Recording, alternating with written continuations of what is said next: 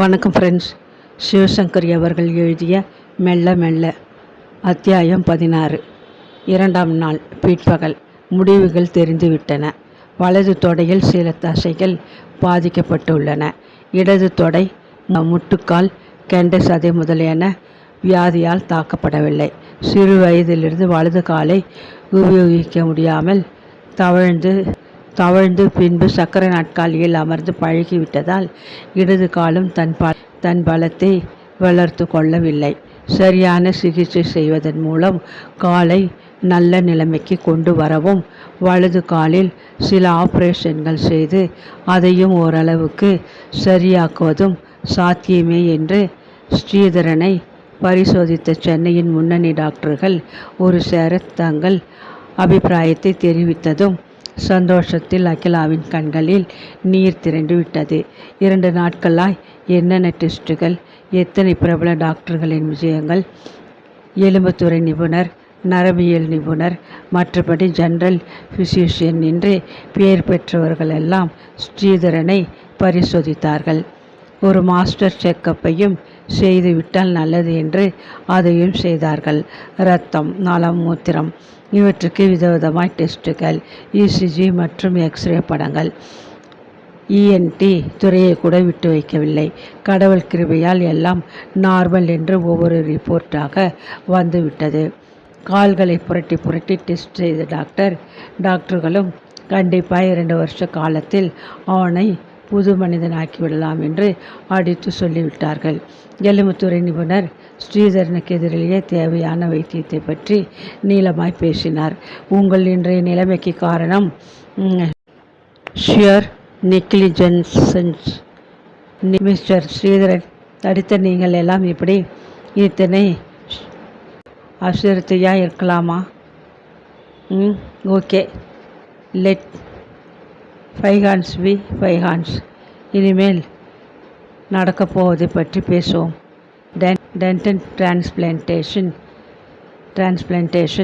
Operation செய்வதன் மூலம் உங்கள் வலது தொடையை ஓரளவுக்கு குணமாக்க முடியும். இதை ஒரே சிட்டிங்கில் செய்வது கஷ்டம். 3 அல்லது 4 ஆப்ரேஷன்களாக செய்வது நல்லது. இதன் கூடவே ஃபிசியோதெரப்பி, நல்ல எக்ஸசைஸ், மருந்துகள் இவற்றையும் சேர்த்து அளித்து உங்கள் சூம்பி போன இடது காலை வலுவானதாக ஆக்கிவிடலாம். ஆக உங்கள் ஒத்துழைப்பு இருந்தால் 2 வருஷத்தில் உங்களை நடக்க வைக்க என்னால் முடியும். டாக்டரின் தீர்மானமான பேச்சு கிருஷ்ணனுக்கு திருப்தியாக இருந்தது. அகிலாவுக்கு தனி ஒரு தெம்பையும் கொடுப்பதாக இருந்தது. நன்றாக யோசனை பண்ணி உங்கள் முடிவை சொல்லுங்கள் மிஸ்டர் ஸ்ரீதரன். அதர்வைஸ் ஹெல்த்தியாக இருப்பதால் ஆப்ரேஷனை என்றைக்கு வேண்டுமானாலும் வைத்து கொள்ளலாம். டாக்டர் போய்விட்டார். ஸ்ரீதரன் வாயை திறந்த ஒரு வார்த்தை பேசவில்லை. யாரை பற்றியோ யாரோ பேசுகிறார்கள் என்ற பாவனையோடு படுக்கையில் சாய்ந்து அமர்ந்திருந்தான். என்னப்பா ஸ்ரீதரா, டாக்டர் சொன்னதை கேட்டுண்டாயா? என்ன சொல்கிற? தந்தையை நிமிர்ந்து பார்த்தான் ஸ்ரீதரன். டாக்டர்களுக்கு என்ன, தங்களுக்கு பணம் வந்தால் போதும்னு இல்லாததையும் பொல்லாததையும் சொல்லுவா. இதெல்லாம் அவர்களுக்கு விளையாட்டு மாதிரி. பிள்ளையின் பேச்சு முகமாகவும் என்னவெல்லாமா கற்பனை பண்ணி கொண்டிருந்த கிருஷ்ணனை அமர செய்தது. You are talking chilli. He is the leading orthopaedic surgeon in Madras. Don't you know that? அவருக்கு இல்லாத பணமா? எதுக்காக ஸ்ரீதரா அவர் உன்னோட விளையாடணும்? பதில் சொல் ஸ்ரீதரா. டாக்டர் நம்பிக்கையோடு பேசுகிறப்ப அதை ஏற்றுக்க மறுக்கிறது நியாயமா? ஆப்ரேஷன் பண்ணினால் குணம் இருக்கும் என்றால் முயற்சி பண்ணுவதில் என்ன தப்பு? நிதானமாய் அப்பா வாதிப்பது ஸ்ரீதரனுக்கு எரிச்சலை தந்தது. ஆப்ரேஷன், பெரிய ஆப்ரேஷன். 30 வருஷமாய் நான் பட்ட அவஸ்தை போதாதுன்னு இன்னும் இதை வேறு செஞ்சுட்டு படணுமா? I am not going to get operated. நான் இப்படியே இருந்துட்டு போகிறேன். சின்ன குழந்தையாட்டும் பேசினால் எப்படி ஸ்ரீதரா? அதோ பார், அந்த அகிலா முகத்தை பார். அவளுக்கு நல்ல வாழ்க்கை கொடுக்கவாவது நீ இதுக்கு சரின்னு சொல்லித்தான் ஆகணும். நீ அடம் பிடிக்கிறது சரியில்லைப்பா. என்ன சரியில்லை? அனுபவிக்க போகிறது நானா அவளா? நாட்காலியில் உட்கார்ந்துனாவது கொஞ்சம் நிம்மதியுடன் நான் வளைய வர்றது உங்களுக்கெல்லாம் பிடிக்கலையா? அகிலாவுக்கும் இதுக்கு என்ன சம்மந்தம்? நான் கல்யாணமே வேண்டாம்னு சொன்னேனே, கேட்டேலா? எனக்கு கல்யாணம் ஆகலைன்னு நான் உங்ககிட்ட அழுதேனா? I was perfectly feeling alone. நீங்களா அவளை இதில் இழுத்து விட்டுட்டு இன்றைக்கி அவளுக்கு நல்ல வாழ்க்கை கொடுக்காமல் இருக்கிறது தப்புன்னு அட்வைஸ் பண்ணினா சரியாயிடுமா? நோ, எனக்கு ஆப்ரேஷன் வேண்டாம், ஒரு மண்ணாங்கட்டியும் வேண்டாம். அந்த டாக்டரை பார்த்து சொல்லிடுங்க. அவன் வேணுங்கிற வேதனையை அனுபவிச்சாச்சாம், இனி வேறு எதற்கும் தயார் இல்லையாம். நவ் லீவ் மீ அலோன், தனியாக விட்டுட்டு போங்களேன். முதலில் மெதுவாய் பேசிய ஸ்ரீதரன் போக போக உறக்க கத்தி படுக்கைக்கு அருகில் இருந்த பத்திரிகைகளை ஆங்காரத்துடன் தூர எறிந்து பொத்தென்று படுக்கையில் படுத்து போர்வையால் முகத்தை சேர்த்து மூடிக்கொண்டான். 2 வயசு பிள்ளை போல ஸ்ரீதரன் இப்படி கத்தி அடம் செய்து அகிலா நிறைய பார்த்திருந்தாலும் தனக்கு எதிரிலேயே அப்பாவிடம் அவர் இப்படி கோபமாய் பேசியது வருத்தத்தை தர முகத்தை தாழ்த்தி கொண்டாள். நல்ல வேளையாக கிருஷ்ணன் பிள்ளை சௌகரியமாக இருக்க வேண்டும் எண்ணத்தில் ஏசி அறையில் அவனை சேர்த்திருந்தார். என்ன ரகளை நடந்தாலும் அடுத்தவருக்கு தெரியாமல் சமாளிக்கலாம். மெதுவாய் எழுந்த கிருஷ்ணன் உன்னால் இவனை சமாளிக்க முடியுமா என்கிற தினசில் அகிலாவை ஒரு பார்வை பார்த்துவிட்டு வெளியே போனார். சில நிமிஷங்கள் ஓடி மறைந்தன. அகிலா குறைந்து பத்திரிகைகளை எடுத்து மேஜையில் வைத்தாள். ஃப்ளாஸ்கில் இருந்த பாலில் ஹார்லிக்ஸ் போட்டு கரைத்தாள். ஒரு கையால் கணவனின் முடியை கோதி வெறும் வைத்தோடு இருக்கையிலே கொஞ்சம் சூட ஹார்லிக்ஸ் குடிங்களேன் என்றாள். ஸ்ரீதரன் அசைந்து கொடுக்கவில்லை. அகிலா மெல்ல கெஞ்சினாள். எழுந்து குடிச்சிட்டு படுத்துக்கோங்க, உங்களுக்கு ட்ரீட்மெண்ட் எடுத்துக்க விருப்பம் இல்லாவிட்டால் விட்டுடுவோம், உங்கள் நிம்மதித்தான் எங்கள் எல்லோருக்கும் பெருசு. இங்கே பாருங்களேன். தடுக்கென்று போர்வையை தாழ்த்தினான் ஸ்ரீதரன். அப்பா சொன்னது நீ கேட்கலை. உன் சந்தோஷத்துக்காக நான் ஆப்ரேஷன் பண்ணிக்கினால் இது என்ன நியாயம்? அவன் இன்னும் கோபம் தனியாதவனாகவே பேசினான்.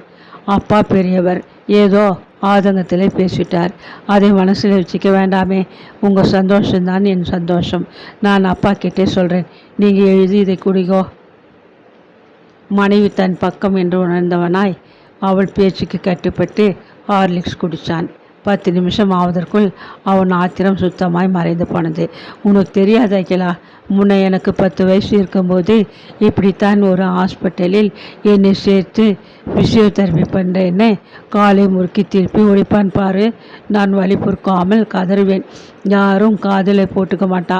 என் வேதனை புரியாமல் பொறுத்துக்கோ, டோன்ட் ஃபர்ஸ்ட்னு வேற சொல்லுவா. திரும்ப அந்த சித்திரவதையெல்லாம் என்னால் தாங்கிக்க முடியாது. அதுக்கு வேற ஆளை பாருங்கோ. I want to go home.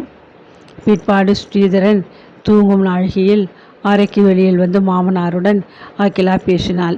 அவர் சின்ன வயசுலே பயந்துட்ட பயம் இன்னும் மனசில் இருக்குது. கொஞ்சம் விட்டு பிடிக்கலாம்னு எனக்கு தோன்றுறது. நீங்கள் என்னப்பா சொல்கிறேன்? கிருஷ்ணன் என்ன சொல்லுவார்? யாருக்காக இத்தனை பாடுபடுகிறாரோ அந்த மருமகளை சற்று பொறுக்கலாம் என்றால் இவர் வேறு என்ன செய்ய இயலும்? சரிம்மா, உன் இஷ்டம். சாயங்காலம் ஹரி வந்து பேசி பார்க்கட்டும். எதுக்கும் டாக்டரை நாம் தனியாக சந்தித்து இவனோட மனநிலையை எடுத்து சொல்லி அவர் அட்வைஸை கேட்கலாம்னு எனக்கு தோன்றுறது. நீ உங்கள் அதுக்கு போகிறப்ப நானும் கூட வரேன். மாம்பழம் போயிட்டு அப்படியே டாக்டரை பார்த்துட்டு வரலாம். என்ன? முதல் நாள் சென்னைக்கு வந்து ஹாஸ்பிட்டலில் அட்மிட் ஆகி டாக்டர்களின் பரிசோதனை டெஸ்ட்டுகள் முடிந்து ஸ்ரீதரன் தூங்கும் நாழிகையில் அகிலாவை அவள் பிறந்த வீட்டுக்கு போய் வர செய்தார் கிருஷ்ணன். இவர் தனியாக இருப்பாரேப்பா, நான் இருக்கேன். ஹரியும் வந்துடுறதா ஃபோன் பண்ணியிருக்கான். ஸ்ரீதரன் ஒன்றும் சொல்ல மாட்டான். கொஞ்சம் நாள் இருந்துட்டு நாளைக்கு சாயங்காலம் திரும்ப வரேன்னு சொல்லிட்டு வா. அகிலாவின் தயக்கம் போகவில்லை. 1 மணி நேரம் நீ போய் வந்தால் என்னம்மா ஆயிடும்? உள்ளூரில் அப்பா வீட்டை வச்சுட்டு போகாட்டா எப்படி? போயிட்டு வாமா என்றவர் கார் வரைக்கும் வந்து டிக்கிலே சில சாமான்களை வச்சுருக்கேன், குழந்தைகளுக்கு கொடு. கல்யாணமாக்கி முதலாய் பிறந்தாத்துக்கு போகிறேன். வெறுங்கையோடையா போகிறது? கிளம்பி என்றார். வீட்டுக்கு போனதும் தான் அகிலா அந்த சாமான்களை பார்த்தாள். அப்பாவுக்கும் ராமுக்கும் ஷர்ட் துணி, பவானிக்கு நைலான் புடவை, அம்மாவுக்கு 4 ரவிக்கை துண்டு, கூடை கொள்ளாமல் பழங்கள், பிஸ்கட் பொட்டலங்கள், மிட்டாய் டின்கள். எதுக்கு இத்தனை? அகிலா தான் வரப்போவதை முன்கூட்டியே லெட்டர் எழுதி தெரிவித்திருந்தபடியால் வீட்டில் எல்லோரும் இவள் வருகையை எதிர்பார்த்து கொண்டே இருந்தார்கள். டிரைவர் சாமான்களை இறக்கி வைத்தான். கார் ஹாரன் கேட்டவுடன் குழந்தைகள் ஓடி வந்து விட்டார்கள். செல்வ செழிப்புடன் சிரித்த முகமாய் வந்து இறங்கின. அகிலாவை கண்டு அத்தனை பேருக்கும் ஏக பெருமை. சாக்லேட் பிஸ்கட்டின்களில் இரண்டையும் சில பழங்களையும் வேதா மாமி கையில் கொடுத்தாள். முதலில் அவளையும் பின்பு அப்பா அம்மாவையும் நமஸ்கரித்தாள் அகிலா.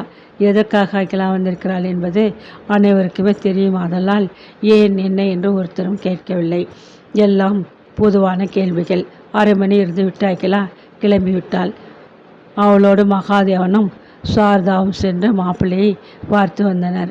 உள்ளூரில் நம் பாகம் இருக்கும்போது நீங்கள் எதுக்காக ஹோட்டலில் சாப்பிடணும்? மகாதேவன் வருத்தம் புரியவே மறுநாள் சாப்பாட்டுக்கு தான் மாம்பழம் வருவதாகவும் ஸ்ரீதரனுக்கும் அகிலாவுக்கும் வீட்டு சாப்பாட்டையே கேரியரில் எடுத்து வரலாம் என்றும் கிருஷ்ணன் சொன்னார். ஸ்ரீதரன் தொட்டால் சுருங்கியாக இருப்பதை புரிந்து கொண்டதால் சாரதாவும் ஆற்றுக்கு வந்து இரு சாப்பிடு என்று பெண்ணை தொடக்கவில்லை. நேற்று போன கொஞ்ச நேரத்தில் அகிலா வேதா மாமியின் தோட்டத்தில் ஒவ்வொரு செடி கொடியையும் தடவி பார்த்தாள். அன்பு செல்லமான ஜிம்மியின் கழுத்தை கட்டி கொண்டு கொஞ்சினாள். அம்மா அப்பா மாமி குழந்தைகளிடம் சிரிக்க பேசினாள். மாலையில் ஹரி வந்ததும் கிருஷ்ணனும் அகிலாவும் கிளம்பினார்கள். ஹரி இருந்தால் கவலை இல்லை. அண்ணனுக்கு தக்க தினசில் பேசி பொழுது கழிப்பதில் வல்லவன். முன்கூட்டியே கிருஷ்ணன் டாக்டருக்கு ஃபோன் மூலம் சொல்லிவிட்டதால் இவர்கள் போனதும் அப்பாயின்மெண்ட் படி டாக்டர் உள்ளே அழைத்தார். கிருஷ்ணன் டாக்டரிடம் ஸ்ரீதரனின் மனநிலையை விவரிக்கிறார். கல்யாணத்துக்கு பிறகு அவனிடம் மாறுதல் தெரிகிறது doctor. He listen to Akila. ஆனாலும் இப்போ ஆப்ரேஷன் என்றால் பயப்படுகிறான். அகிலாவும் விட்டு பிடிக்கலாம் என்கிறாள். What you say doctor? பொறுமையுடன் எல்லாவற்றையும் கேட்ட டாக்டர் அகிலா சொல்வதை ஆமோதிக்கவே செய்தார். 30 வருஷம் ஆறப்போட்ட ட்ரீட்மெண்ட்டை இன்னும் சில மாதங்கள் தள்ளி வைத்தால் என்ன ஆகிவிடும்? ஆல்ரைட், மெல்ல பேசி அவரை வழிக்கு கொண்டு வருவதுதான் சரி. மீன்வைல் ஸ்ரீதரன் ரொம்ப எமோஷனலாக இல்லாமல் இருக்க சிம்பிள் ட்ரீட்மெண்ட் கொடுக்கலாம். டெஃப்ரானில் மாத்திரை முதல் 15 நாட்களுக்கு ஒரு நாளைக்கு 3 அப்புறம் 2 வீதமும் கொடுங்கள். காம்போஸ் மாத்திரை 2 வாரங்களுக்கு தினம் படுக்க போகும் முன் 1, கூடவே பிகோசில் 1, புரோட்டோனிக்ஸ் அல்லது காம்ப்ளான் கொடுத்தால் நல்லது. மற்றபடி நல்ல டயட் போதும். காற்றில் சூரிய வெளிச்சத்தில் உலாவுதல் ரொம்ப முக்கியம். கேரம், செஸ் என்று கேம்ஸ் ஏதாவது விளையாட தூண்டுங்கள். 1 மாதம் கழித்து அவர் எப்படி இருக்கிறார் என்று எனக்கு தெரிவியுங்கள். Let's hope for the best. டாக்டரிடம் விடை பெற்று கொண்டு நேரே மாம்பழத்துக்கு வந்தார்கள். நாழியாகிவிட்டது என்று அகிலாவுக்கு இருப்பு கொள்ளவில்லை. அவருக்கு பசி தாங்காதுமா, எங்களுக்கு சாப்பாடு போட்டுடு, நாங்கள் கிளம்புறோம் என்று பறந்தாள். டாக்டரின் கருத்து மேற்கொண்ட வைத்தியம். இதை பற்றி லேசாய் கிருஷ்ணன் சாப்பாட்டின் நடுவே சொல்லி முடித்தார். கேரியரில் கணவனுக்கு தேவையானதை எடுத்துக்கொண்டாள் அகிலா. சில நிமிஷங்கள் தனிமை கிடைத்த போது சமையல் கட்டில் அம்மாவின் கைகளை பிடித்து கொண்டு கேட்டாள். நீ சௌக்கியமாக இருக்கியாமா? உடம்புக்கு ஒன்றும் இல்லாமல் நிம்மதியாக இருக்கியா? என்னாலே உங்களுக்கு ஏதாவது ஆகணுமாமா? சாரதா மகளை அணைத்து கொண்டாள். நாங்கள் சௌக்கியமாக இருக்கோம், எங்களுக்கு ஒரு குறையும் இல்லை. நீ சந்தோஷமாக இருக்கியா அகிலா? என்னை பார்த்தால் தெரியலையாமா? தெரிகிறது என்று பூரிப்புடன் தலையாட்டினாள் சாரதா. நாளைக்கு காத்தாலே ஊருக்கு கிளம்புறோம். என்னால் வர முடியுமோ முடியாதோ, அதனால் இப்போவே சொல்லிடுறேன். அகிலா பெரியவர்களை நமஸ்காரம் பண்ணிவிட்டு நடக்க தயாரானாள். மறுநாளே விடிகாலையில் திருச்சிக்கு கிளம்பிவிட்டார்கள். மேற்கொண்டு நாட்கள் நகர்ந்த போது தப்பி தவறி கூட கிருஷ்ணனோ அகிலாவோ ஸ்ரீதரனிடம் வைத்தியத்தை பற்றி பேசவில்லை. டாக்டர் புதுசாய் கொடுத்த ஆன்டி டிப்ரெஸ் மாத்திரைகளால் ஸ்ரீதரன் நன்றாக தூங்கினான். நிதானமாய் இருந்தான். படபடப்பு எழாமல் ஓரளவுக்கு அமைதியுடன் நடந்து கொண்டான். குற்றமுள்ள நெஞ்சு குறுகுறுத்ததோ என்னவோ, தன் செய்கைக்கு ஈடு கட்டுவது போல முன்னைவிட கலகலப்பாக இருக்க அவன் முயற்சித்தான். என்றோ ஒரு நாள் பச்சென்று நிலங்களையும் பச்சை வாழை தோட்டங்களையும் பார்ப்பது எனக்கு ரொம்ப பிடிக்கிறது என்று அகிலா சொல்லியிருந்ததை நினைவில் வைத்து கொண்டு பண்ணைக்குள் கிளம்பின கிருஷ்ணனிடம், ஒரு நாள் வழிய நாங்களும் கார்லேயே உங்களோட வந்துட்டு வரோமே, ஒரு டிரைவ் போன மாதிரி இருக்கும் என்ற போது அத்தனை பேருக்கும் ஆச்சரியம். அதிலிருந்து நிலத்துக்கு மட்டுமல்லாமல் தினம் மாலையில் காரில் காஜாமலையை சுற்றி ஒரு ரவுண்டு போய்விட்டு வருவது வழக்கமாயிற்று. கணவனின் போக்குப்படி சென்று அவனை மாற்றுவது சுலபம் என்று அகிலா கணக்கு போட்டு செயல்பட்டதற்கு வெகு விரைவிலேயே பலன் இருந்தது. 2 மாதங்கள் போல ஆகியிருக்கும். ஒரு நாள் இரவு உறங்கி தயாராகி விளக்கை அணைத்த அகிலாவை தன் பக்கம் இழுத்து கொண்டான் ஸ்ரீதரன். என்ன, ஏதாவது வேணுமா? ஒன்றும் இல்லை. கணவன் ஏதோ சொல்ல நினைக்கிறான் என்பது தெளிவாக எழுந்து உட்கார்ந்து விளக்கை போட்டால் அகிலா. என்ன விஷயம் சொல்லுங்களேன். வலது கையால் புடவிக்கு வெளியில் தொங்கின அகிலாவின் தீர்மானத்தை ஓசைப்படுத்தினான் ஸ்ரீதரன். உனக்கு என் மேலே கோபம் தானே? கோபமா? எனக்கா? உங்கள் மேலையா? அகிலா விழித்தாள். ஆப்ரேஷன் பண்ணிக்கலேன்னு அகிலா. அடடா, இவர் இதை பற்றி பேச போகிறாரா? இவர் மனசு மாற இன்னும் நாளாகும்னு நினைச்சேன். ஆனால் அதுக்குள்ளேயா? அகிலா குபீர் என்று எழுந்த குதூகலத்தை சிரமப்பட்டு அடக்கி கொண்டாள். இதில் என்ன கோபம்? நல்லது கேட்டது உங்களுக்கு நான் சொல்லியா தெரியணும்? இல்லை அகிலா, நான் யோசித்து பார்த்தேன். அப்பா சொன்னது நியாயம்தான்னு தோன்றது. எனக்காக இல்லாவிட்டாலும் உனக்காக நான் இந்த ஆப்ரேஷனுக்கு ஒத்துக்கணும்னு தோன்றது. ரொம்ப கஷ்டப்பட்டு தான் முன் சொன்னவற்றையெல்லாம் ஒதுக்கி தள்ளிவிட்டு தன் ரோஷம் ஆத்திரத்தை மூட்டை கட்டி வைத்துவிட்டு ஸ்ரீதரன் பேசியது புரிந்தது. இப்போ நான் சரியான வார்த்தைகளை பேசணும். ஒன்று கிடக்கு ஒன்று பேசி புண்படுத்திட்டா பிறகு ஆயுஷுக்கும் இவரை வழிக்கு கொண்டு வர முடியாது. முன்னால் நகர்ந்து ஸ்ரீதரனின் மார்பில் தலையை சாய்த்து கொண்டால் அகிலா.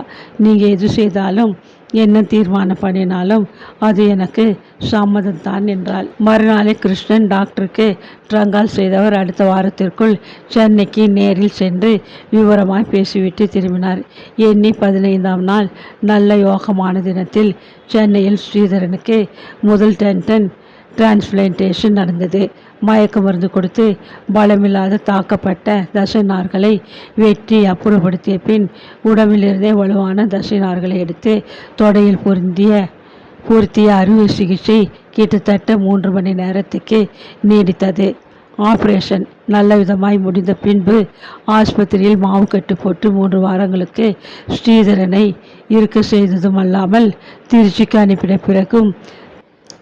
பிறகும் தெரபிஸ்ட் ஒருவரை வாரத்துக்கு 3 முறை வீட்டுக்கு வர செய்து ஆக்டிவ் எக்ஸசைஸுகள், பேசிவ் எக்ஸசைஸ்கள் என்று ஸ்ரீதரனின் கால்களுக்கு பயிற்சி கொடுக்க வைத்து மருந்துகளையும் விடாமல் கொடுத்த ஆர்த்தோபெடிக் சர்ஜன் 3 மாதத்தில் 2வது டென்டன் டிரான்ஸ்பிளான்டேஷனுக்கு அவனை தயாராக்கி விட்டார். மறுபடியும் சென்னை பயணம். ஆப்ரேஷன் ஆஸ்பத்திரியில் 3 வாரங்கள் வாசம். திரும்ப திருச்சி. ஸ்ரீதரனின் கத்தலையும் கோபதாபங்களையும் அடாவடித்தனங்களையும் பிடிவாதத்தையும் நேர்வாரிசாக தாங்கி நின்றது அகிலா தான். கணவனை எப்படியாவது நடக்க வைத்துவிட வேண்டும் என்ற எண்ணம் அவளுள் வெறியாகவே மாறிப்போனதாலும் வேறு சிந்தனை இல்லாதவளாக கணவனின் உடல் நலம் ஒன்றை குறியாக இருந்ததாலும் அத்தனை ஏச்சு பேச்சுக்களையும் சிரித்த முகத்துடன் ஏற்று வாழ்வது அவளுக்கு சாத்தியமாயிற்று. 1.5 வருஷங்களா? ஆம். இந்த 1.5 வருஷ கால அளவில்தான் ஸ்ரீதரனிடம் எத்தனை மாற்றங்கள்! விடாத தெரப்பி பயிற்சிகளால் இடது கால் கிடுகிடுவென்று பலமடைந்து ஸ்ரீதரனால் எழுந்து நிற்க முடிந்தது. இந்த கால இடைவெளியில் தானே செயற்கை கால் உற்பத்தி தொழிற்சாலையில் சொல்லி ஸ்ரீதரனுக்கென பிரத்யேகமாக ஷூவை சர்ஜன் தயாரிக்க செய்தார். வலது தொடையில் மெட்டல் கிளிப்புகளை பொருத்தி ஷூவின காலை கம்பிகளின் உதவியோடு நிமிர்த்தி கனமான அந்த ஷூவில் பாதத்தை நுழைத்து காலில் ஆங்காங்கு லெதர் ஸ்ட்ராப்பினால் கட்டி விடுவாள் அகிலா. முதல் சில நாட்கள் அதை போட்டு பார்க்க கூட ஸ்ரீதரன் மறுத்தான். உனக்கென்ன? எனக்கல்லவா வழி பிராணன் போகிறது. என்ன கணம்? என்னால் முடியாது என்று கிட்டத்தில் போனாலே கத்தினான். அவன் கத்தலை பொறுமையுடன் சமாளித்தாள் அகிலா. போட்டு பாருங்களேன் ப்ளீஸ். நடக்க வேண்டாம். போட்டுண்டு சும்மா உட்கார்ந்திருந்தால் கூட போதும் ப்ளீஸ். மோவாயை பிடித்த அகிலா எத்தனையோ நாட்கள் தொடர்ந்து கெஞ்சிய பிறகு சும்மா போட்டு பார்க்க ஸ்ரீதரன் சம்மதித்தான். பின்பு ஊன்றி பார்க்க சம்மதித்தான். கடைசியாக அவளை இறுக அணைத்து கொண்டு 2 அடி எடுக்க சம்மதித்தான். அந்த நாளை அகிலாவால் மறக்க இயலுமா? ஒரு குழந்தை நடக்க முயல்வதை தாய் காணும் ஆர்வத்தோடு கண்டவளுக்கு திடீரென்று துக்கமும் மகிழ்ச்சியும் கலந்து பிரவாகம் எடுக்க அப்படியே தொப்பென்று விழுந்து அவன் கால்களை அணைத்து ஷூ போட்ட காலை தடவி கொடுத்து முத்தம் கொடுத்து, நீங்கள் நடந்துட்டேல், இனிமே உங்களால் நடக்க முடியும் என்று வாய்விட்டு கதறி அழுதாலே. அந்த நிமிஷத்தை தான் அவளால் மறக்க இயலுமா? அடுத்த 4ஆம் மாதம் 3வது முறையாக டிரான்ஸ்பிளான்டேஷன் நடந்தேறியது. ஸ்ரீதரன் கிட்டத்தட்ட ஒரு புது மனிதனாகவே மாறியிருந்தான். டாக்டர் யமகாதகர் சொன்ன சொல்லை நிரூபித்து விட்டார். உங்கள் ஒத்துழைப்பு இருந்தால் எண்ணி 2 வருஷத்தில் உங்களை நடக்க வச்சு காட்டுகிறேன் என்று சவால் விடுத்ததை செய்து காட்டிவிட்டார். ஸ்ரீதரனின் ஒத்துழைப்பு கிடைத்ததோ இல்லையோ, அகிலாவின் பரிபூர்ண ஒத்துழைப்பும் பக்தி சிறுத்தியான பணிவிடைகளும் சேர்ந்து ஸ்ரீதரனை புது பிறவி எடுக்க வைத்ததை கண்டவர்கள் அனைவருமே நன்கு உணர்ந்தார்கள். கடைசி ஆப்ரேஷன் முடிந்து டிஸ்சார்ஜ் ஆனதும் என்னால் முடிந்த அளவு எல்லாம் செய்துவிட்டேன். இனி புதுசாய் செய்ய வைத்தியம் ஒன்றுமில்லை.